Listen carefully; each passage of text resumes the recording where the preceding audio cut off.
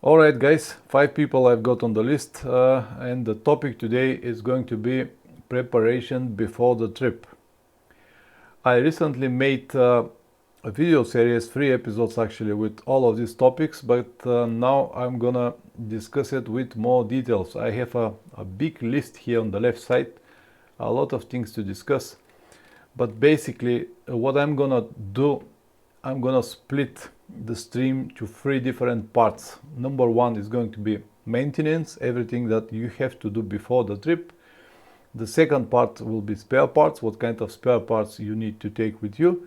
And the third is going to be tools, because this is the most logical order. First you do the maintenance and you hope that you're not gonna have any problems, and secondly, if you have problems, you're gonna need spare parts to fix it. And to fix the spare parts, you're gonna need tools. As I said, this is the most logical order.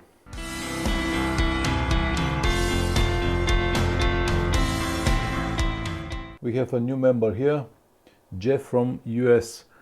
I don't know why, but the counter still show 1 person, even though I already got 3. Strange. Maybe it will change on some stage. Anyway, how are you doing, guys? How is the weather? It's improved significantly here in the last 2 days. Today was like 20 degrees. Forest, welcome Forest. And I really hope that from now it will already become summer, because the last week or maybe 10 days were raining almost every day. And yeah, good weather in the States as well. Excellent, excellent. I see. So that's mean in UK and all Europe rain again. Alright guys, 5 people I've got on the list and the topic today is going to be preparation before the trip. I recently made a video series, 3 episodes actually, with all of these topics, but now I'm gonna discuss it with more details. I have a big list here on the left side, a lot of things to discuss. But basically what I'm gonna do, I'm gonna split the stream to 3 different parts. Number 1 is going to be maintenance, everything that you have to do before the trip. The second part will be spare parts, what kind of spare parts you need to take with you. And the third is going to be tools, because this is the most logical order. First you do the maintenance and you hope that you're not gonna have any problems, and secondly, if you have problems, you're gonna need spare parts to fix it, and to fix the spare parts you're gonna need tools. As I said, this is the most logical order. Russell Duncan, hi guys, finally got to eat your work it out, got a large glass on my friend's home. Okay, nice to meet you, Russell. New person, two new people today, Russell and Jeff. Nice to meet you guys. I hope that I'm not gonna disappoint you. And Wim Ross, as usual, good evening. For the new guys, just to let you know, first I'm gonna discuss everything that I have here on the list, a lot of different things. Everything is going to be about preparation for long motorcycle trips, maintenance, spare parts and tools. I'm gonna discuss all of this, and after I finish the stream I'm gonna give you a time for questions if you have one. Meanwhile, if you have any questions that cannot wait until the end of the stream, of course you can ask me here in the comments and I will try to reply it as quick as possible. But usually it's just it's a little bit more complicated to do this way. But anyway, Matthias, nice to meet you. My holiday was good, everything was good. And tomorrow, guys, tomorrow I have a birthday. Tomorrow it's my birthday. I will be 49 tomorrow. Yeah, tomorrow will be the day. Easter was quiet here, all good, no problems whatsoever. Everything went fine except the weather, but even the weather was forgiving sometimes and give us at least a few hours window to write a bit. Young, yeah, I still consider myself young. It's important how you feel here, not exactly how old are you or how young you are. Whatever. Alright guys, let me start once again. The topic is going to be preparation before the trip. So something very important, I said this many times on my videos, but I'm gonna say it again. Everything you do before the trip will help you during the trip, no exceptions. And as I said, we're gonna discuss maintenance, spare parts and tools. Everything that you have to do with your motorcycle before you start your trip. Russell Duncan, happy birthday. When it counts, just young. All right. Thank you very much, Russell. So it is obvious that you have to prepare your motorcycle for trips, and this is what we're gonna discuss in today's stream. As I said, I've got 3 videos on this topic on my main channel, but now we're gonna discuss everything with more details. And as I said, at the end of the stream, if you have any questions, please wait until the end of the stream. I'm gonna give you enough time and you can ask me and I will try to reply it if I do not talk on that topic during the stream. So as you can see here on the left side, I have a lot of things to discuss with you. See how many there are, a lot. So all of these points here need to be covered. So as I said, everything you do before the trip will help you during the trip. It is that simple. And let's start with number 1, maintenance before the stream. What exactly you have to do with your motorcycle? Even if you have brand new motorcycle, I still recommend to go and make all of these steps, because you never know, especially when we know what is the quality of the modern, not only motorcycles, everything, cars, furniture, everything you buy nowadays, it's not what it was 20 years ago. So it is not going to hurt if you make this preparation or inspection on your motorcycle. At least you will be sure that everything is all right. So first thing that you have to do is start with a visual inspection. This means to go around your motorcycle and just check for visual damages. It might be bended fender or frame or subframe or something that it is obvious that is damaged. This is the first thing that you have to do, visual inspections around your motorcycle. And if something is worrying you or something is not right, of course you have to fix it before the trip, because after that it's going to be difficult and maybe more expensive. And the next step that you have to make sure that everything is all right, this is the handlebar and the holders of the handlebar. Keep in mind that if you drop your motorcycle before, it's more likely that your handlebar bended a bit, and the holders, or the, I don't know what is the word, the holders are probably bended a little bit and it is twisted left or right. And it is, as I said, it is not going to hurt to check the handlebar before you start your trip. The next thing that you have to check is brake and clutch levers. You have to do visual inspection of them. Just try it, left, right. Are they work good? If everything is all right, then you can continue. But keep in mind that clamps, okay, handlebar clamps, exactly. Thank you very much, Jeff. So when I'm on the topic with brake, clutch and levers, especially the clutch lever, just check the inserts of the clutch. The clutch lever got a small hole, and in this small hole got a small insert, a metal insert that actually secure the lever to go free, even that it is tightened with bolt. And when this small insert is already worn out, the lever start to make a different angle, and this different angle might very easy cut the cable of your clutch. So check your clutch lever. It's supposed to go only this direction, not this and that direction. If it's move up and down, it is time to change it, or change at least the insert. In most of the models you cannot buy this insert, you have to change the whole lever, but change it if necessary, because these different angles might cut your clutch cable. And then of course check the brake lever, also visual inspection, see how it works. Check the switch. You know, some of the bikes, not some of them, all of the bikes, they've got a switch for the light, for the stop light on the brake lever. Just check and make sure that everything is all right. After you've done this, after you've done the front part, then you can move to the next step, which is to check the wheels, brake pads, rotors and wheel bearings. You can make it very easy if you put your motorcycle on the center stand. If you don't have center stand, you can lift it with a jack from the ground a little bit, at least the front wheel, and then you can grab the front wheel from both sides like this and like this, and and check for some kind of movement. If you feel some kind of movement, that is mean that the wheel bearings are already gone.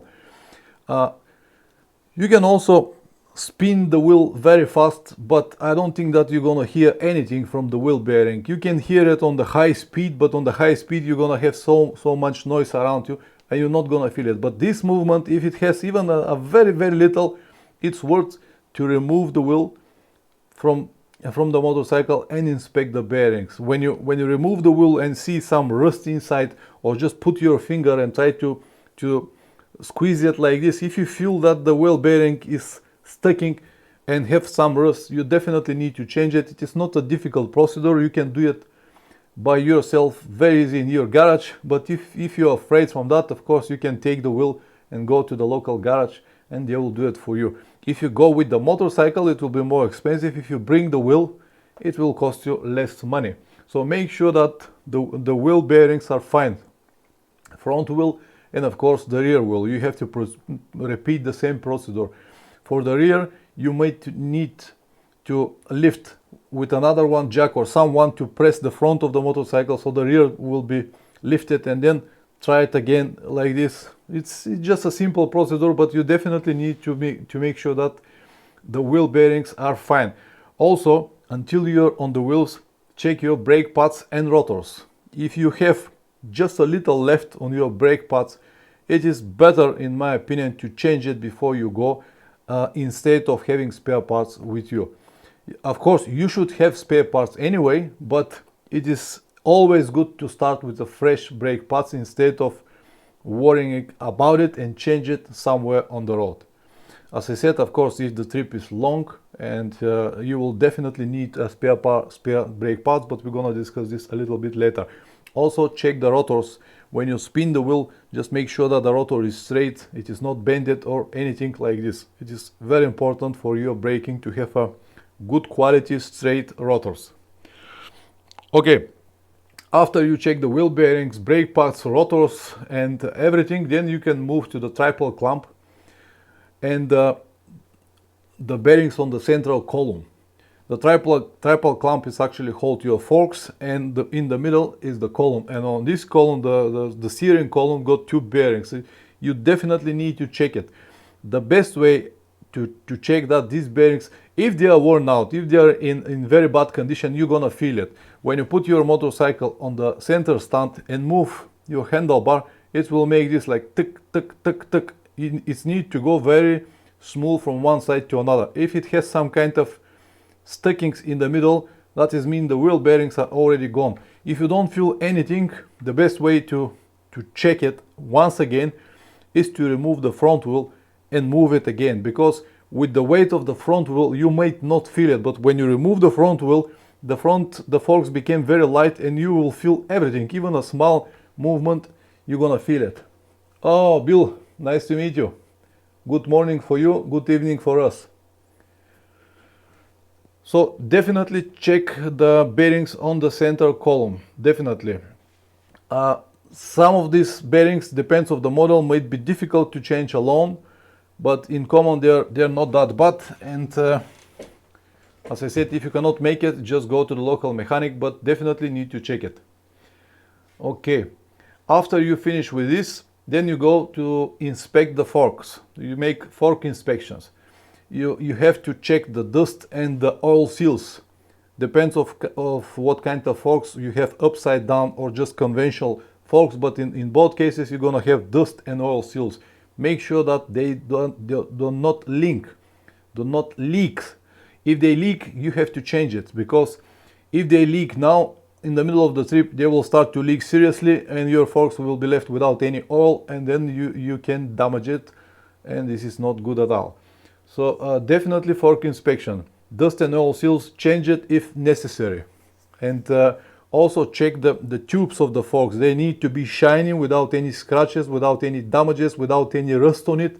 If they have scratches, rust or some kind of bends or dents, they're gonna scratch and damage and destroy the seals, and the forks will start leak. You definitely need to check this.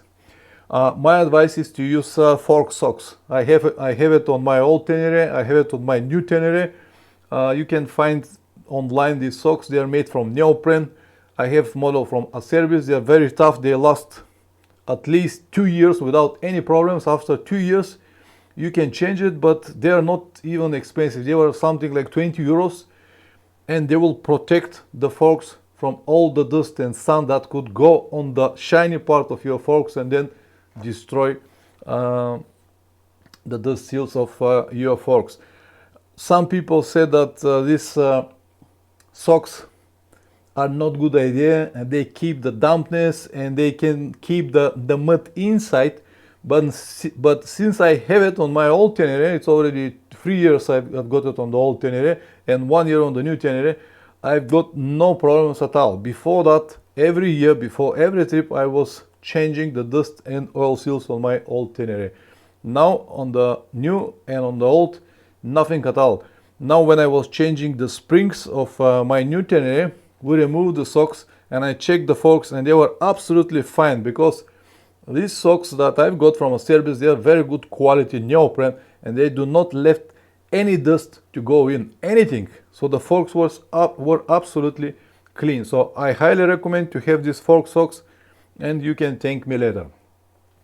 Okay, after you finish with the forks, then you can go to the shock absorber. Of course, the same procedure, visual inspection, check everything, check the spring. The spring need to be in good condition. I have seen on one of my friend's motorcycle, the spring was so rust that start to fall apart. This is only mean that you might break it in the middle of the trip and then you will stop on the road. End of the story. So make sure that the fork does not leak and the spring is in good condition.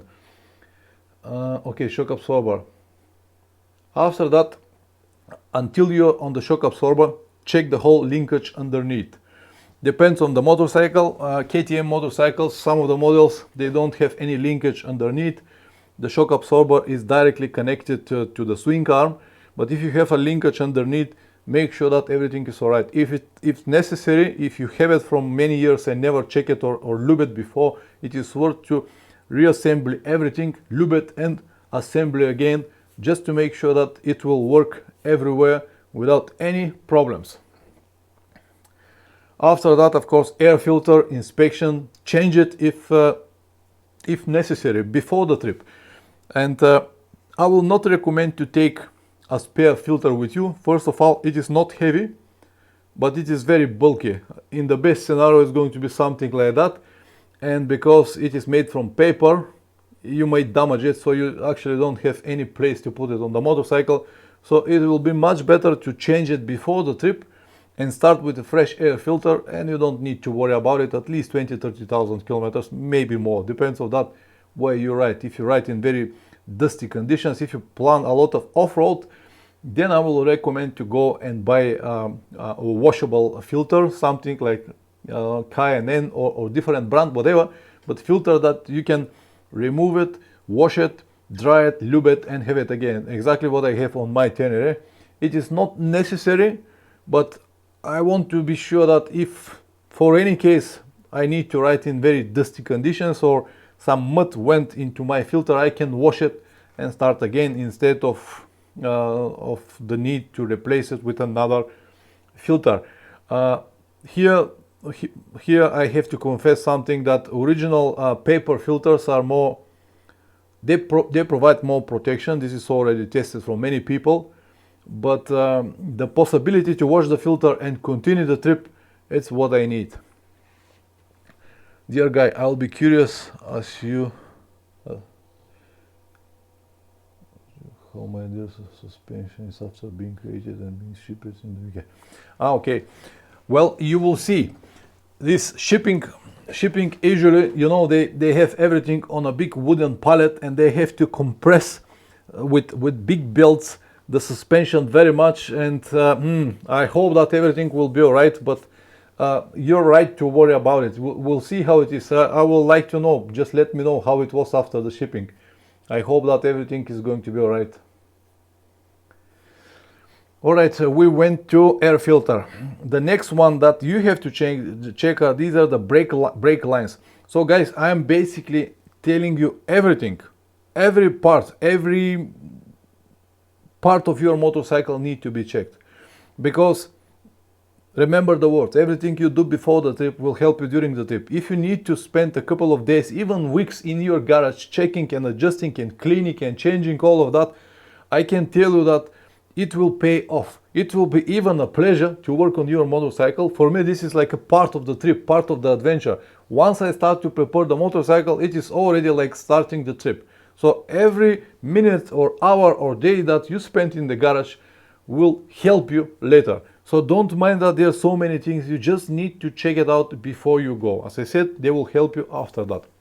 So brake lines, inspection, and if necessary, change it. For example, on my old Tenere, the brake line on the front brake was it's a metal brake line, and on the top it has like a rubber cover or silicone cover, and this silicone cover during the years cracks somewhere, and when it cracks, it's left water inside, and the whole metal part of the brake line was rust. It was working well, there is no rust in the fluid inside, but when you see it, the visual inspection was, oh shit, this is something bad and I have to change it. So I changed it. It's not a big deal. You can change your brake lines alone without any problems. But again, if you worry about it, go to the garage and they will change it for you. Definitely check the brake lines, front and rear. On the rear also many times, because it is going to around the swing arm, it might be destroyed or damaged or partly damaged, so it's worth to check it out. If you have option for your motorcycle, you can purchase again metal brake line for the rear at least and front, and they will give you more longevity of the lines. Brake lines. Okay, after that, visual inspection on the frame, the whole frame of the motorcycle. If necessary, remove the petrol tank and see everything. The front part of the frame, everything, all metal parts under the motorcycle, go under the seat, filter, everything, check the whole frame. If you notice rust or crack, I hope not, but if you have any cracks or rust, try to fix it, or clean the rust, work with some chemical materials on it, paint it on the top. If you have cracks, of course, it needs to be welded, but it's definitely worth to check your frame and subframe, especially the subframe, especially if you load a lot of luggage. Russell. Preparation helps you to become more familiar with your bike. That can help a lot in the event that you... Absolutely. When you work with your motorcycle, when you do all of this preparation at your home, in your garage, you will become more familiar with the bike. Exactly what Russell said. And this will help you in the case you have any kind of mechanical problems or breakdown situation during the trip. You will know what is where, what part belongs where the possible problems might be, and everything like that. And you will be able to fix at least small problems on the road. Absolutely. Thank you very much for adding this, Russell. So we discussed frame and subframe. Definitely need to be checked before the trip. Now you might say, Pavlian, this is all overkill. I'm gonna travel just around Europe. I don't need all of this stuff. My bike is okay. Yes, absolutely. But because my trips usually are long, like few months, and at least 10-15,000 kilometers. That's why I always do all of these steps, just to make sure that everything is all right. Because even in Europe, even in very populated area, you might have a problem, and it will be one of the okay, even if you have a lot of money, even if you find garages around you, it will still cost you time. And that's why I prefer to do everything in advance, to be a little bit overkill, if you want to say, but to make sure that everything will work. And that's why I have to knock here, but that's why on all of my trips I've got just a minimum or no problems at all, because I always do all of this. Even though, okay, now I have a new motorcycle, but with the old motorcycle I've got almost 200,000 kilometers in any places around the world, and I got just the problems that I've got with the motorcycle, I can count it on one of my hands. That's everything, and they were just something that I cannot even predict in advance. So let's continue. We went to the frame and subframe. After that, check the whole electric system. Check for wirings, for fuses and lights, everything. So what does mean? Does mean, again, if necessary, remove the petrol tank and check all the cables. If the motorcycle is older than 5 years old, definitely need to pay more attention on it and go and see all the cables. The big snobs of the cables, they go around like this around the frame, but on some places they might got even a small friction to the frame, and during the years this might worn out the insulation of the cables, and then bam, you have circuit. So definitely need to go and see all the cables and check visual inspection, check the insulation, especially around the handlebar, under the petrol tank, around the seat, places where you can damage it. I've seen on one of my friends all of these cables that are going around the handlebar. He has a hand guards and all of this twisting here and there. During the years, this as I said, worn out the insulation of the cables, and the circuit is done. Definitely need to be checked.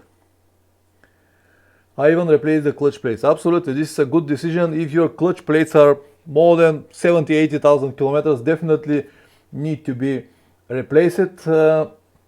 In many motorcycles it won't be necessary, but what I'm gonna tell you later with the spare parts is to have, if you have a long trip, to have a spare clutch plates with you.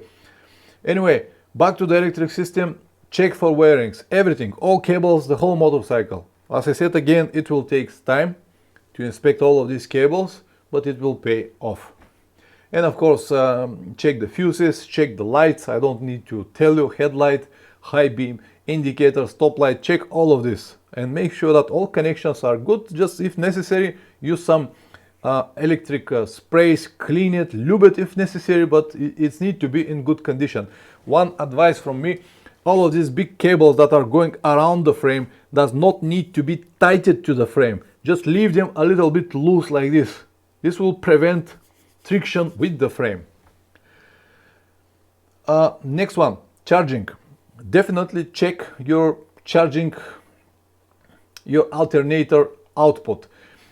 Start your engine and use one of these testers, voltmeter, put it to the battery, plus and minus, and it should be 14 and more. If it's under 14, then you have a problem with the alternator, and better is to fix this problem before you go, otherwise you're gonna finish your battery somewhere on the road, and this might be a big problem. Nikolai Kosev, hi Pavlin, all greetings from London. Здравствуй, Nikolai, как си?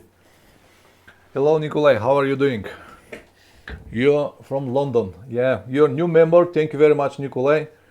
I already started here. We spent like 30 minutes, but I cannot wait for everyone. If you miss something, don't worry about it, because this stream is going to be pre-recorded and uploaded on my second channel, Motorcycle Adventures Live, on Tuesday. So everything that you missed, you're gonna see it later anyway. Thank you very much for support, and thank you very much for coming to watch the stream.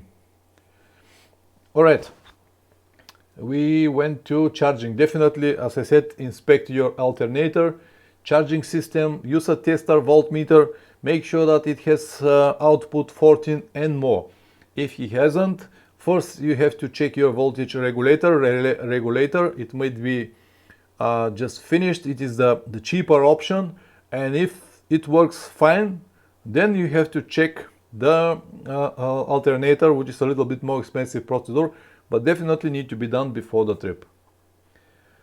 All right, after that, of course, we go to the tires, visual inspection of the tires. Advice from me: always start with new tires and new tubes. This will ensure and probably prevent 90% of the flat tire problems on the road. I don't know how many trips I've got.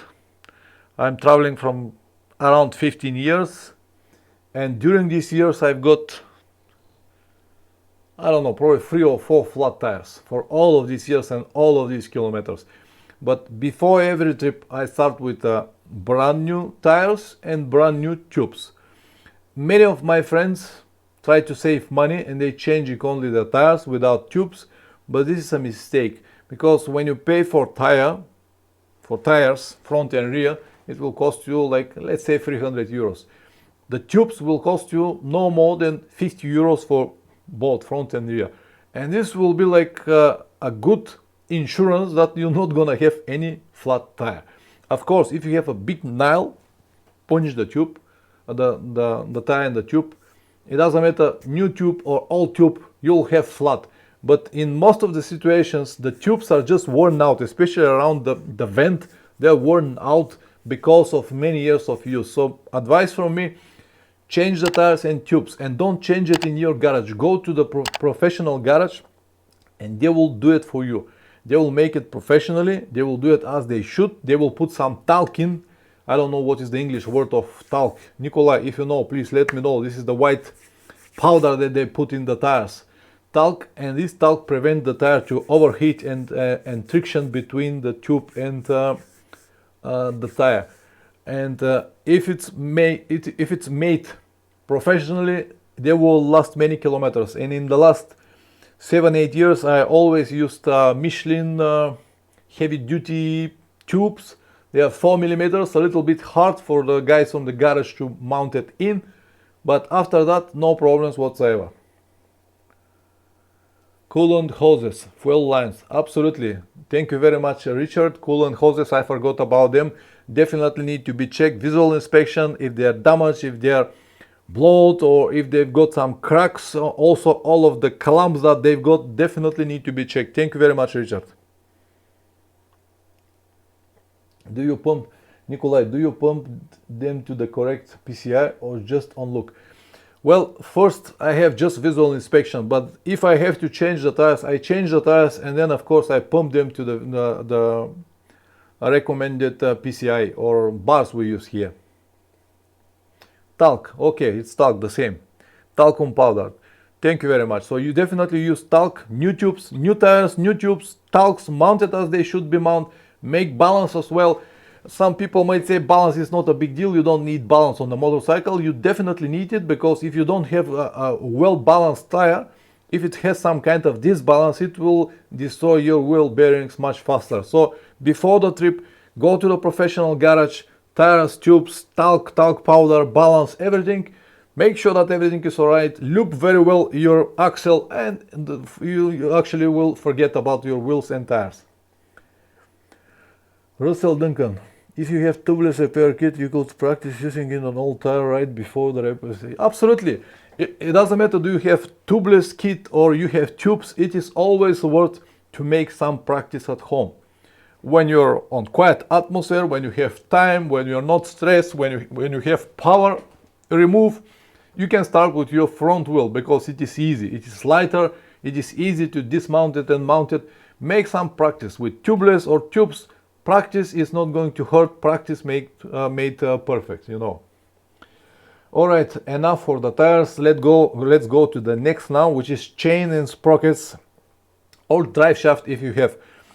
I always, before every one of my trips, change my chain and sprockets as well.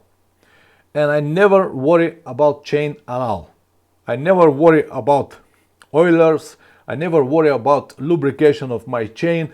All of this is just behind me. When I put a new chain, I know, will I spray it or not, it will last at least 20,000 kilometers. What I usually do on the trip, I've got a chain spray with me, and I spray it once per day. Usually when I finish the day, if I remember, if I finish the day, if I remember it, I just will spray the chain. That's it, no more. Sometimes I do it once per few days, and without any care of the chain, I almost never clean my chain. It is happening probably once per year to clean the chain. What I usually do is just spray it once per 500, 600 or 700 kilometers. That's all. And they last, my chains usually last like 20,000 kilometers. And if any one of the guys that sometimes I've got arguments with different people, they say, well, my chain lasts 50,000 kilometers, my chain lasts 60,000 kilometers, but I have oiler. And this is actually a topic for another video. I can just ensure that it is not going to last 50,000 kilometers because you have oiler. It lasts 50,000 kilometers because you have oiler, but as soon as you stop your oiler, the chain will blocked. Basically, your oiler keep the chain running, but it is finished 30,000 kilometers ago. As I said, this is a different topic. Anyway, before every trip, new chain, new sprockets. and you will forget about them at all. If you have a drive shaft, it's a different story. Everybody rely on the drive shaft. Oh, they are super, you don't need to do anything, you just drive your motorcycle and that's it. It's not exactly like that. Drive shaft also requires some kind of maintenance. Of course, it is not every 500 kilometers, but it will be every 20 or 30,000 kilometers. You need to check it if necessary, to change the oils, inspect for leaks and stuff like that. So make sure that it doesn't matter what you have, drive shaft or chain, they are in good condition, or if possible brand new, before you go. Nikolai Kosev, is it worth it to upgrade the sprockets for more torque for long journeys? Depends on that, what kind of trip you plan. Many of my friends, even my mechanic and friend Plamen, changed the front with one teeth larger, just to have, because he ride a lot of faster roads and he preferred to have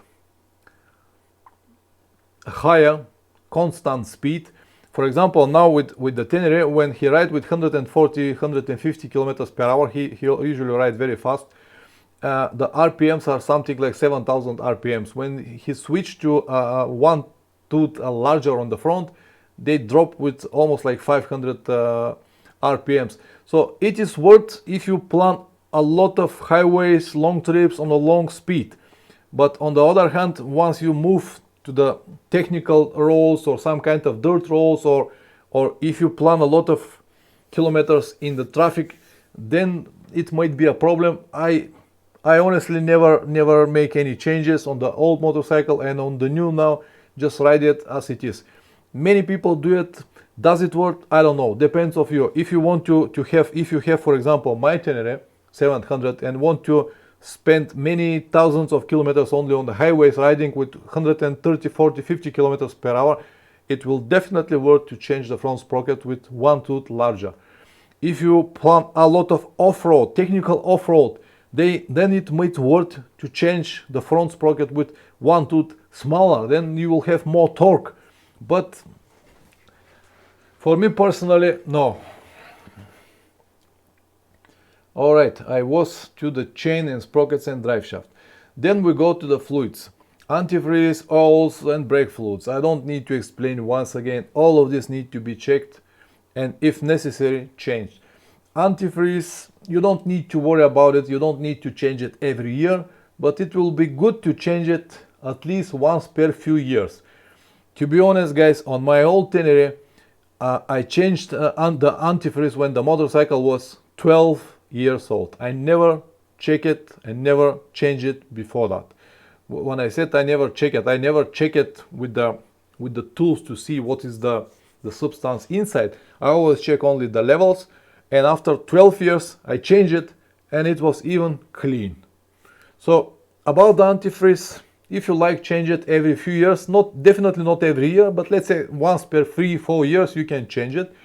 About the brake fluids, it is good to change it because it usually costs nothing compared to the rest of the cost that you're gonna have around the motorcycle. It is a fast procedure and it will ensure that you'll have a good working brakes, especially if you have ABS. If you don't have any ABS, you can keep it for years without any problems. On my old Tenere, the rear the fluids of the rear brake were also 12 years old when I changed them, and it was fine. The front I changed many times, but the rear was 12 years old. So definitely check all of this: antifreeze, oils and brake fluids. About the engine oil, I don't need to remind you once again, it needs to be changed more often, not what your brand and model recommend. In my opinion, 5,000 kilometers are more than enough for even a modern motorcycles. If you're on a long trip, if you don't have many kilometers, if the engine is not that stressed, then you can make it 10,000 kilometers, but definitely no more than this. I change my oil every 5,000 kilometers on the old motorcycle and on the new motorcycle as well. Now on my trip to Russia, because it will be around 30,000 kilometers, I'll change it once per 10,000 kilometers. But keep in mind that I'm gonna spend many kilometers with a 90 to 100 kilometers per hour without any stress. And even so, If I have the chance to change it somewhere, if I'm able to find oils and filters, everything that I need, I will definitely make it sooner than that. But maximum is going to be 10,000 kilometers. So again, change the oil and all liquids, everything before the trip. Next one, clutch and throttle cables. Clutch and throttle cables. Again, visual inspection, clutch cable, make sure that it works well. See open it if necessary, remove the lever, see what is the condition of the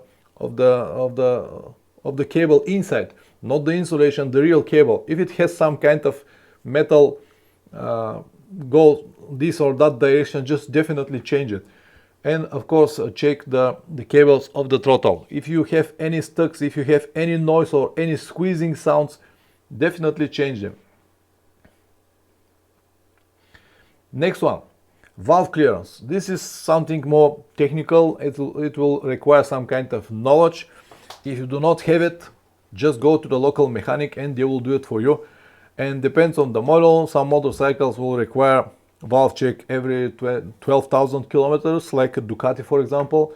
My old Tenere needed valve check every 20-30,000 kilometers. Usually they were in the specs or a little bit, but not necessary.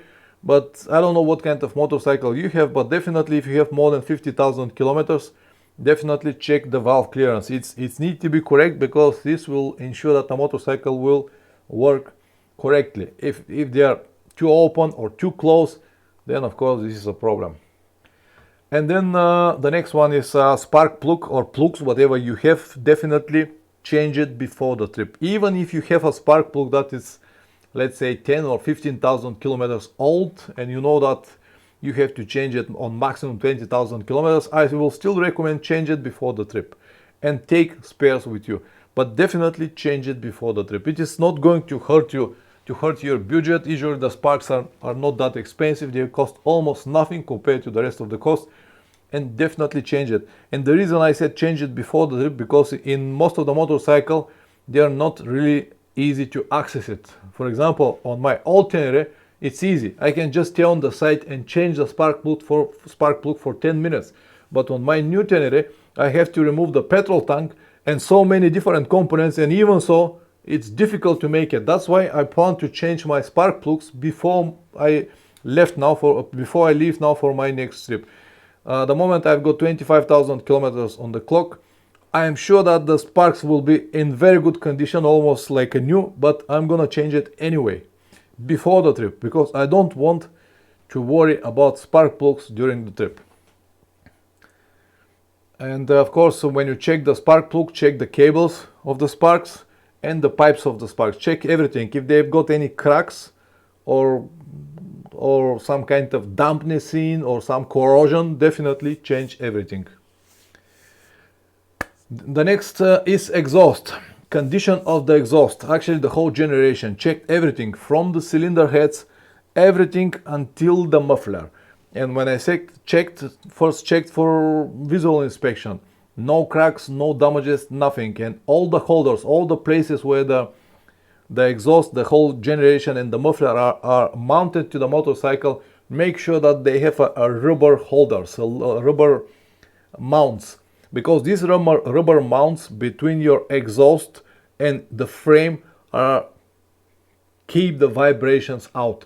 If you do not have these rubber mounts, the exhaust will be mounted straight to the frame, and this will cause a lot of vibrations during your rides. And some of you might even have these vibrations and they don't know where they come from. They come from the exhaust. Once you have a special rubber mounts, these vibrations will go. When you buy a brand new motorcycle from the shop, you can see that the only parts that are connected metal to metal, these are the cylinder heads. And even so, they've got a different type of insulation. From the cylinder heads, the whole system, the whole generation go like this, and everywhere where it's touched the frame, it has a rubber mounts. Make sure that you have rubber mounts. Okay, next, gear and brake shifts. Again, tightening, lubrication. It's important to see how they work. In many motorcycles, especially if they are older than 10 years, if you check the brake lever where it's bolted to the frame, usually this part it's got a lot of corrosion, because usually the brake levers are from aluminum, the metal part, the case or the frame is from a different kind of metal, and they have this oxidation and they're sticking, and when you press the brake it cannot go back and will press the brake all the time. So definitely need to remove all of this, remove the bolt, take out the lever, lube it, clean it if necessary, put it again, have some good grease, and it will work without any problems. Oh, Joko Rocker, nice to see you. The 6-piece problem, proper preparation prevents piece problem. Absolutely, absolutely. Preparation is everything. It will help you during the trip, as I said in the beginning. All right, so gear and brake shift, tightening, lubrication, everything you need to do. Go again on the other side, check the gear lever, the same story. Remove it, bolt it again, lube it, everything that works, that's moved, that twisting need to be lubed properly with a good grease.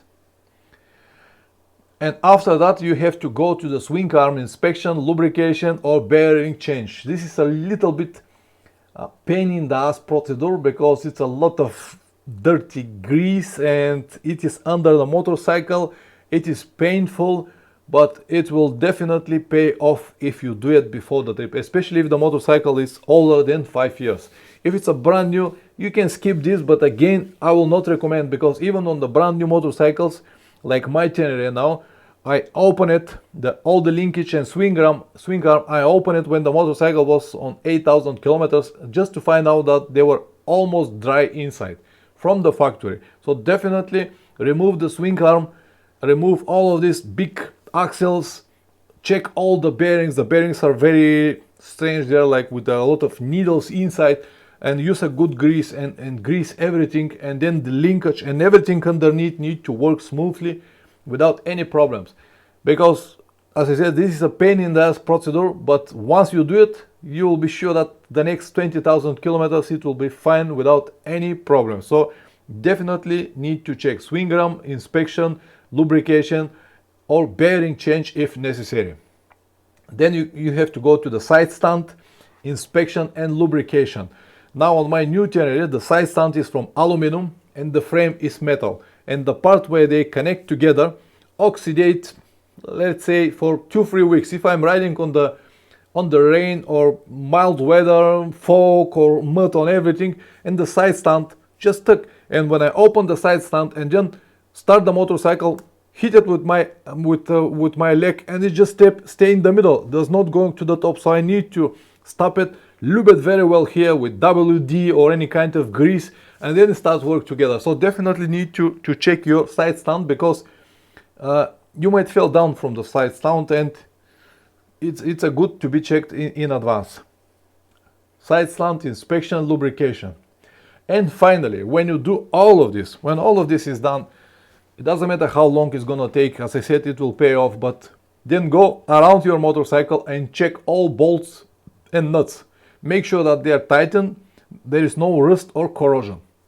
Basically go with a wrench and check all the bolts, because you might have a loose bolt on your brake calipers, and I don't need to explain you what you're gonna feel or what is going to happen if one of your brake calipers just fell on the ground.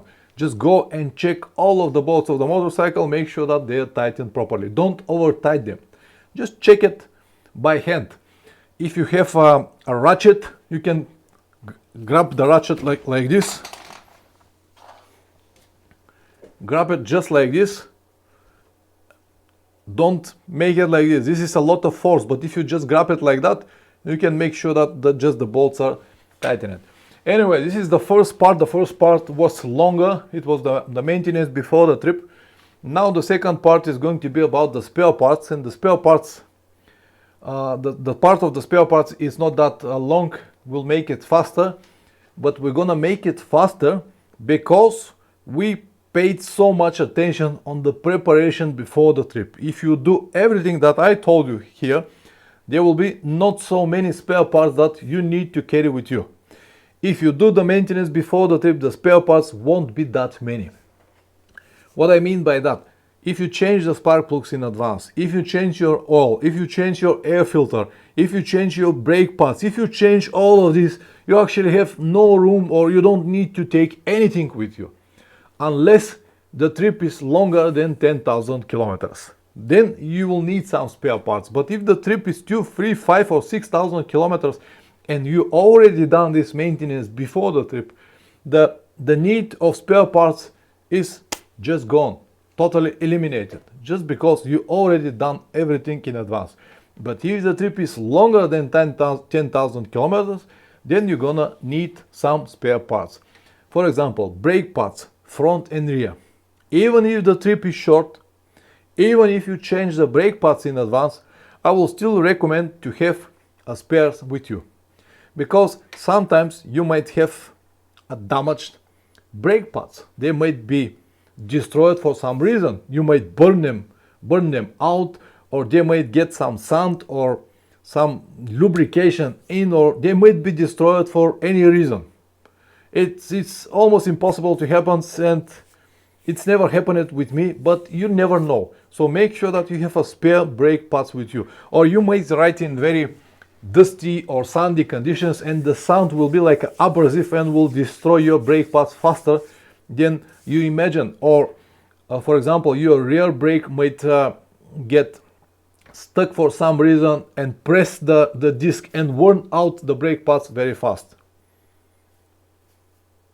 Yeah, exactly. Mud will wear out the rear parts real fast. Mud or sand, they worn out the rear parts very fast. So even if you change it before the trip, even if the trip is not long, make sure that you have brake pads, front and rear. What I usually do, instead of carrying these brake pads with a big plastic packages that they are coming, you know, they've come with these big plastic packages, I remove it from the packages, stick it one to another, tie it with duct tape, and put it somewhere on the motorcycle. They became like this. Now the moment for my next trip, I've got 3 sets rear pads and 1 set for front pads. And before the trip, I will change my front, and I will have 1 set with me. Even though my front pads will last at least 40,000 kilometers, and now I've got 25, I plan to change it before the trip, to make sure that I'm gonna start with a new brake pads, and I will have 1 spare with me. On the rear, my rear pads usually last no more than 8, 9, maximum 10,000 kilometers, so I'm gonna need 3 sets. I'm gonna put 1 when I start, and I'm gonna have 2 more with me. If you travel around Europe, you will be able to find brake pads everywhere. But I will go to Russia, and I don't know what is going to be with the spare parts now, especially nowadays in Russia. That's why I prefer to have it with me. And you might say 3 brake pads and 2 more. There are a lot of brake pads, but actually there are 4 small packages like that, and I left them all under the rear seats, and they are there, and they will be there until I come back, until I need them. Enough for brake pads. And then spare clutch cable. You definitely need spare clutch cable. Probably you already seen, but on my motorcycle I have it mounted on my motorcycle in advance. So I always have my spare clutch cable mounted in advance on my motorcycle, so I don't need to worry about it. I don't need to take it with me. But if you do not have it mounted already, pre-mounted on your motorcycle, you definitely need to take it with you. The reason I have it on my motorcycle is because in the case I cut my cable, brake cable, I can easily, for only 10 minutes, mount the second and continue riding. Otherwise I need to stop, need to remove the petrol tank, need to reroute it all the way down, and if it's in the middle of the night or in the middle of nowhere, it's a complicated procedure. I prefer to have it in advance.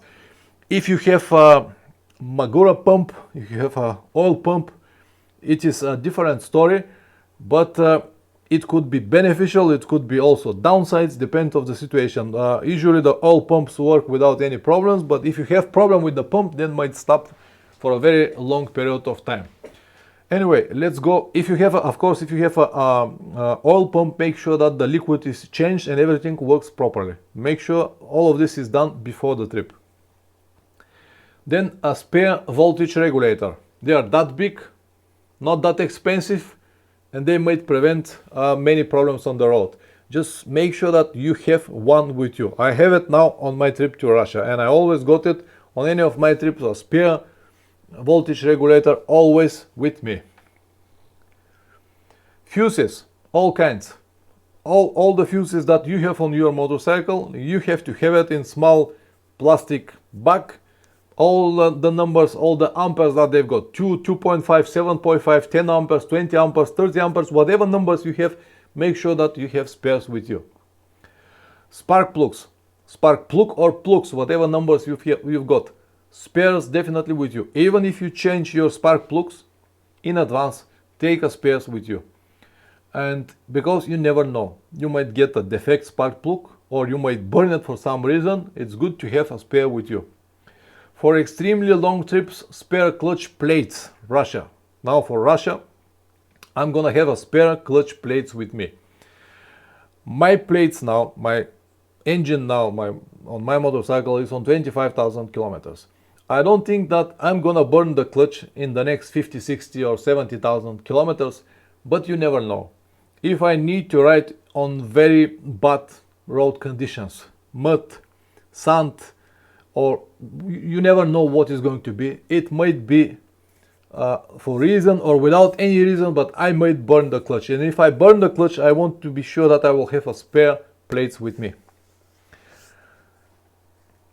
Traveler, good night. Thank you very much for coming, Richard. It will be a long stream today. Thank you very much for taking the time once again. Have a good dinner. So clutch plates, as I said, for extremely long trips. It is very easy to change it. I've done it. I've done it twice on my motorcycle. I've done it twice on my friend's motorcycle. I've done it once on the road. It is very easy procedure. You just need to put your motorcycle on the side. You don't need even to drain the oil. Open the cover, remove the old plates, put the new plates in, tight everything back together, and you're good to go. Don't forget that when you have a spare plates with you, you need also to have a spare gasket.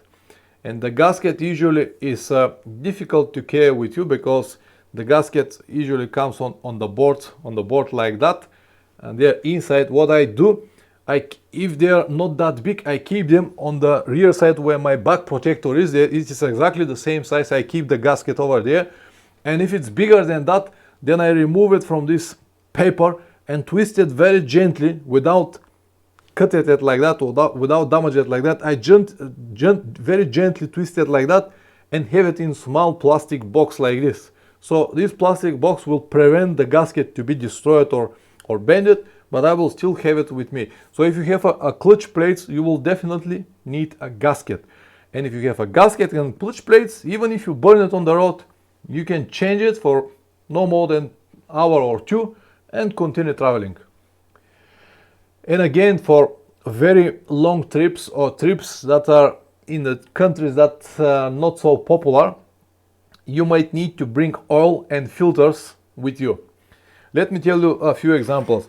When I was in Pakistan, India, Bangladesh and Southeast Asia, in all of these regions, if you go to the big cities or big towns, you will be able to find a proper motorcycle oils. But once you move on from that, and when you go to the remote areas, you wouldn't be able even to find a proper motorcycle oil. And filters might be a problem as well. Because in Pakistan, for example, they've got garages almost on every corner. And they fix motorcycles on almost every corner. But they have this local motorcycles, are Chinese, Indian motorcycles, 150, 200 cc, and they use just the normal car oils, and they change it every 1000 kilometers. And these are different type of oils. I cannot find even 10W40 oils. I cannot find oils for wet clutch anywhere. So when I was over there, I was not able to find a normal motorcycle oil. That's why if you plan trip to these directions, make sure that you plan the oil changes in advance and they are in the big cities on the road, because once you move from the big cities, you wouldn't be able to find even oils and filters and so on and so on. So for extremely long trips and different destinations, you'll need oils and filters, definitely. The next thing that you're gonna need a few meters of cable, fuses, insulation tapes, extra voltage tester. When I said a few meters of cable, just 1 meter or maybe 2 meters, just twist it like that, a small roll, and have it with you. You never know for what you're gonna need it. It weighs nothing, and it's not gonna get any space from your luggage. It is good to have it. And insulation tape, black tape, insulation tape, you definitely need to have it. And it is not going to hurt if you have a voltage tester. These are small testers that you can use for everything. You can check it how your battery charge, your voltage system charging the battery. You can check for circuits. You can check for everything. All of this, I forgot the name, but it's a voltage tester, I think. Jeff, I have to sign on. We'll catch the rest of the stream. Thank you very much for coming, Jeff. It's a long journey here. And would like to see you again. Yeah, definitely the stream will be on Tuesday on my second channel. Thank you very much for coming. All right, so we came to few meters of cable, insulation tape, and voltage tester. Voltage tester could help you for many things. Voltmeter, I think it's called. Voltmeter or tester, whatever. Anyway, it might help you in many situations. Then of course the next pair that you're gonna need, these are tubes, front and rear. If your motorcycle is tubeless, fine, you don't need it, but I will recommend, even if you have a tubeless wheels, I will recommend to have at least one tube. If your front is, for example, 21 or 19, whatever, just have at least one tube with you, even if you have a tubeless wheels, because if you damage your wheels, a tube might save your life. In my situation, I've got tubes front and rear with me, always. Tubes. The next, spare clutch and brake levers. This is definitely something that you should have with you. Clutch and brake lever spares. What I do, usually I keep them on the bike. I usually find some kind of space in the plastics in the bike and keep them there. But I always got a spare clutch and brake levers on my motorcycle on all of my trips. Then a spare chain link. As I said, if you change your chain and sprockets with you in advance before the trip, you're not gonna have any problems. But it is not going to hurt if you have a chain link, 1 or 2 simple links that are with I don't know what is the name of this connector that you can connect it, not rivet, just a normal link. Because once I've got a problem with one of my chains, it was brand new chain, but after 10,000 kilometers, one of the links on the chain just stuck like that. It was some kind of defect, I don't know what. I was in Spain, so I found the first garage that I can find, just cut this link and replace it with one of the links that I've got, and I continue traveling. So definitely have a chain link, 1 or 2 with you. They weigh nothing, they cost nothing, and they might save your day. Link with a clip, not rivet link. Exactly. Thank you very much, Russell. Link with the clip. Sorry, my English, my bad. Then you're gonna need a few bolts and nuts, numbers that you have on the bike. What I do, basically, I go around my motorcycle and see what kind of numbers I've got. 8, 10, 12, 14 or whatever. And I keep a small bag with all the numbers that might felt on the bike. A few numbers 10, a few numbers 12, just like a 10, 12 different bolts in the case I need to replace something on the road. It's happened a few times with me. Definitely have something with you. And then of course zip ties and duct tape. You can fix everything with zip ties and duct tape. Instead of having the big duct tape like this, because it takes a lot of space, what I usually do, I have a few rolls on a pencil, just like this, and then you never know when you're gonna need it. So when you have all of these spare parts, everything that I told you so far, they might look like a lot, but they actually back like this. And the biggest parts inside, these are the spare tubes. And it weighs no more than 2, maybe 3 kilograms. And this will ensure that you're gonna have a trouble-free trip. Or if something happens, you'll be able to fix it with this bag. Inside will be everything. White dear, white guy, you need clip link, but they're hard to find for bigger than 525 chain. Yeah, it is easy to find for 520. It is not a problem to find for 525. I never actually searched for 530, but you might be right. So it is worth to check in advance and to have it in advance, because if you cannot find it when you are at home, it will be almost impossible to find it when you travel. Thank you very much for adding this build. All right, we finished with spare parts. And now is the last part, tools. As I said, first is the maintenance before the trip that will ensure no problems. If you have any problem, then you're gonna have spare parts that eventually will fail and need to be replaced. And to replace these spare parts, you're gonna need tools. These are the three things in the most logical order, as I said in the beginning. So for tools, even if you have mechanical skills, the things that you can do on the road are not that many. Just remember this. Even if you're a mechanic, the things that you can make with your motorcycle on the road are not that many. And this means that you don't need to take so much or so many tools with you. I've seen guys that have zero mechanical skills, brought a lot of big boxes, tool boxes with a lot of tools that they don't even need it. And when you're ready, even if you have skills, make sure that you have the tools that are used only for your motorcycle. My set of tools weighs around 2 kilograms, and I can have it in a roll like this, and they stay under the seat of my motorcycle. And over there I've got all specific tools only for my bike, which is mean that if you're with your motorcycle, if we travel together and your motorcycle got a problem and I do not have the tools for you, if your motorcycle got a different numbers than mine, I cannot fix it, or you cannot fix your motorcycle with my tools, because my tools are specific for my motorcycle. All the numbers are for the numbers that I have on my motorcycle, and this is very important. This will ensure that you'll have the minimum, because I know that on my motorcycle I've got 10, I've got 12, I've got 14, 15, 17, 22. These are the numbers that I needed. Motion Pro trail tool is the perfect tool to carry. Absolutely. The only problem with Motion Pro products is that they are very expensive, but definitely very well designed. But even Motion Pro tools need to be customized, and that's why I recommend customize your tools exactly for you. What I've got in my tool is tools to remove the wheels, front and rear. Pilers, I've got on my multi-tool. I've got pilers. I've got a screwdriver, multi, the one that you can remove the front and have it flat and cross.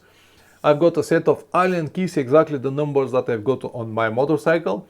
I have a spark removal key, definitely need to have it. Filter remover, the oil filter removal tool. It is not necessary, but I prefer to have it, and because it's like a cup, I can put and have all the sockets inside. I can keep it inside.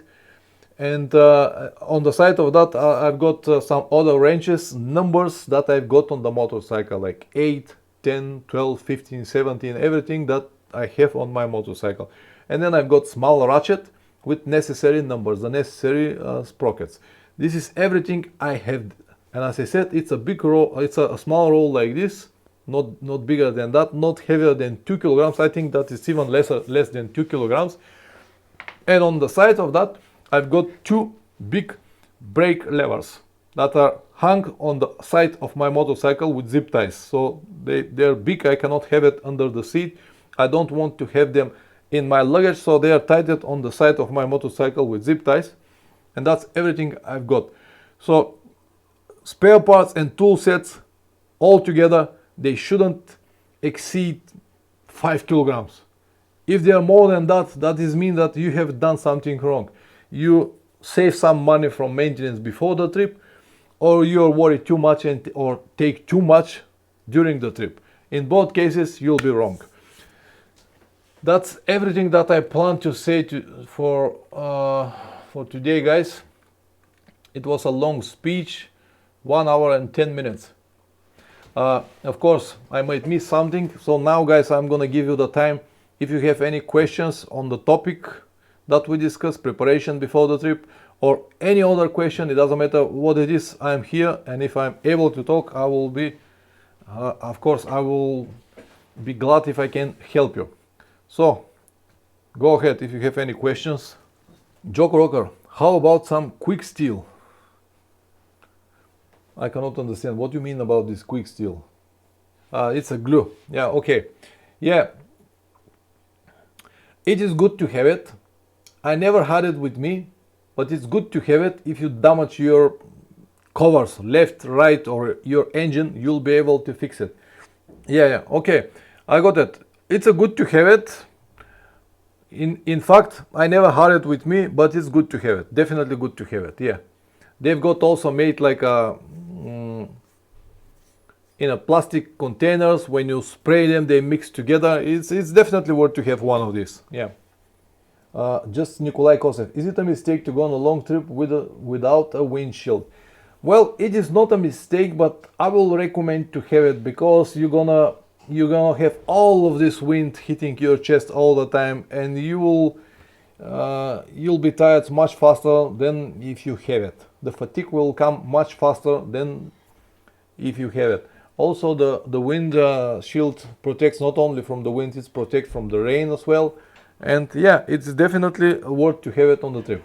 Russell Duncan, personal question, Pavlin. Did you ever live life in English-speaking country? Oh. Did you ever live in English-speaking country? You English is Thank you very much, Russell.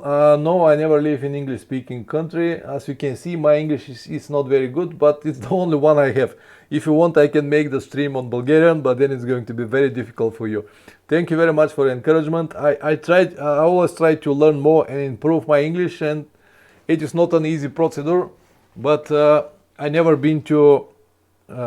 live in English-speaking country, and I never learn English properly. I never been to an English class or course, for example, and my words or my English I learned from communication with people, sending emails or stuff like that, and I still got problems with grammar here and there, but it is what it is, guys.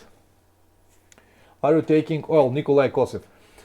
With you to Russia? Yeah, I plan to take 3 liters oil with me to make sure that at least for one oil change I will have an oil with me, because I might not be able to find the proper oil in Russia, and I hope to find some oils, but at least for one change I will take oil with me. Still considering, but probably I will do it. Yeah. Wim Ross, what clothing material do you prefer to a long motorcycle travel? T-shirts, mostly hot weather, cotton or synthetic? For hot weather, I will recommend to go for cotton.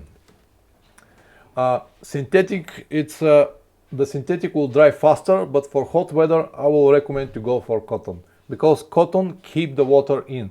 Synthetic materials, they are drying fast. If you go on the hot weather, you'll need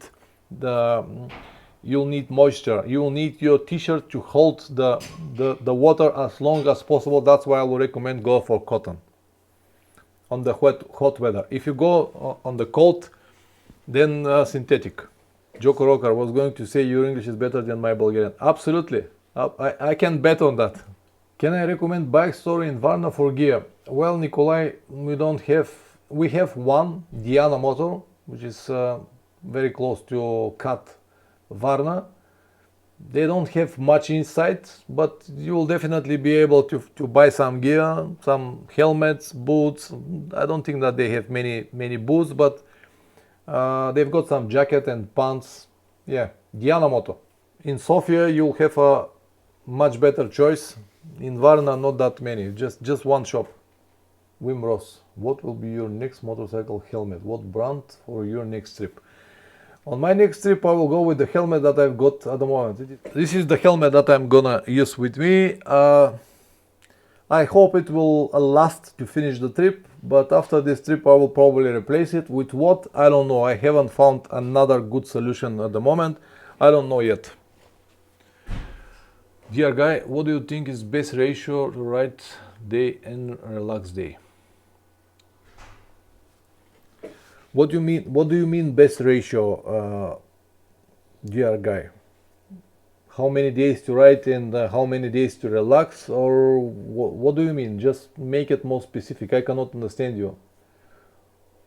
What do I think is better ratio to ride day and relax day? If you mean to have at least 1 day off per week, or what exactly do you mean? Matthias, will you be keeping updated will in Russia, for example, where you maybe some short trips? Yes, yeah. Yeah, this is the plan, Matthias. I will probably use my second channel, Motorcycle Adventures Live, and gonna make short updates from the trip, whatever is possible. And I also will try to do a live streams on the second channel, Motorcycle Adventures Lives, at least once per week, if it's possible, somewhere on the road. This is the idea. So, Nikolai Kosev, do you buy your gear online? Колко дни да караш, колко да почиваш? How many days riding before having a break for a day or two? Okay, dear guy, yeah. Depends on the destination, but usually good ratio is on every 3, 4, 5 days to have 1 day off. Usually I don't make it. I have day off when I want to have day off. When I'm on the trip, I'm like this. I'm like pumped all the time. I can ride even 2 months without any day offs. I can make it, but sometimes it's happened that I meet nice people or nice location, and I just decided, okay, now I'm gonna have 1 day off. But I never plan it in advance. But good ratio, or what all the people will recommend, to have at least 1 day off per week. I don't really follow this advice, but it's good to have it at least 1 day per week. Nikolai Kosev, do you buy your gear online? Well, we don't have any options here in Varna, as you can see. You have to buy it online, or you have to go somewhere abroad. When I was in Germany, I was in Berlin, and it was a lot of choice in the shops in Berlin. But since I'm here from Bulgaria, I don't need to worry about gear, because I'm sponsored from Revit, and they sent everything to me. And now, actually, tomorrow on my birthday, I expect another big package, 7 kilograms. It's a new gear, new boots, new gloves and t-shirts and hats and everything, so I don't need to worry about the gear at least 1 more year. Joko Rocker, I think I'm giving myself 7 days off on a week trip. Good. Well, yeah, these days off now, because I have time to travel now. And for example, now for Russia, I plan to travel for 3 months, so I have more than enough time. If I decided that I'm tired, today I've got many kilometers and I'm tired, I can just have 1 day off without any plans, if you understand what I mean. But when you don't have any time, when you have, let's say, holiday 2 or 3 weeks, and you want to plan everything in advance, maybe it's worth it to plan a few days off at least once per week. If you have, let's say, 5, 6 days strict riding, then you can have 1 day off. Inspired by you, Pavlin, of course. Thank you very much, Duncan. All the best. Buy gear I have is made from Revit. Love it. Yeah, absolutely. Revit is a good company. The gear is really nice. I use it extremely. I never care about the gear, honestly. I sleep with this on the ground. I always put my knees on the ground. And the gear just refuse to die. It's a good gear. Revit is a good brand. What paperwork is important to carry all the time in Europe? If you plan to travel around Europe, Bill, you're gonna need your passport, because you're not European citizen. If you're a European citizen, you can go only with ID card, but you're not European. You're gonna need your passport, the documents of the motorcycle. What will be your situation? You will have, I guess, some kind of temporary import for your motorcycle, because you said you ship it to UK, and now from UK, when you go to Europe, you're gonna have some temporary import document, I guess, declaration for your motorcycle. So you need your passport, the documents of your motorcycle, you'll need civil insurance, green card, and then you can ride everywhere around Europe without any problems. And of course, you're gonna need your credit card. We live in commercial world. You definitely need money. It will be nice if you don't need to pay for petrol, for food. Wow, this will be fantastic. But it is what it is. Wim Ross, how do you think about Revit Poseidon pants? Only positive things. I've got Poseidon pants for many years. I've got it for 3, 4, maybe 5 years. Before I've got it for 3 years. After 3 years, my Poseidon jacket start leaks here from the zip line. The pants were still fine, but the jacket start leak here from the zip. And after 3 years, I sent to the company an email, and they changed it for me for new, because Gore-Tex got lifetime warranty. So as I said, my impressions from Revit are only positive, and I'm not saying this because they sponsor now my channel and they send me gear. Actually, they became my sponsor because I used their gear for many years before they became my sponsor, and I like their gear and used it for many years. I made a few reviews, and that's why they became my sponsor, but not because the other way around. Alright guys, I'm gonna give you a few more minutes, and if you don't have any more questions, I'm gonna end the stream here. Next week it is going to be 30th of April, the same time, 8 p.m. East European time. I'll be here, and we're gonna have another stream and another discussion. On what topic, I don't know yet. If you have any idea, let me know. If not, I'm gonna find something to talk. And as you can see, this is a lot of information. It's not that I did not discuss all of these things on my channel, but usually on the channel I try to keep the videos as short as possible, but here we can have a lot of discussions and talk with more details for everything. Nikolai Kosev, what do you think about Supermoto style bikes for long trips? Well, why not? You can travel, you can make long trips with any bike. The best adventure motorcycle is the one that you have in the garage. I've said this many times. Yeah, why not? It depends on that, of course, where the trips will be. But if the trips are, let's say, only asphalt roads, why not? Supermoto will be a good choice. You already asked, but a small windscreen will help. Even if it's not big and tall, even a small windscreen will definitely help to remove some of the fatigue from the wind and to protect from the wind and the rain. But why not? You can travel with any motorcycle. People are traveling with scooters over the world. People travel even with bicycles, so why not with Supermoto? You planning to buy DRZ 400 SM? Whatever you can afford, whatever you can find, whatever it's good for you, take it and travel. It will be easy for you if you have DRZ, not Supermoto. If you have 21 front wheel, will give you more possibilities. You'll be able to travel some dirt roads and bad roads and here and there, but why not with Supermoto? You can, of course, no problem whatsoever.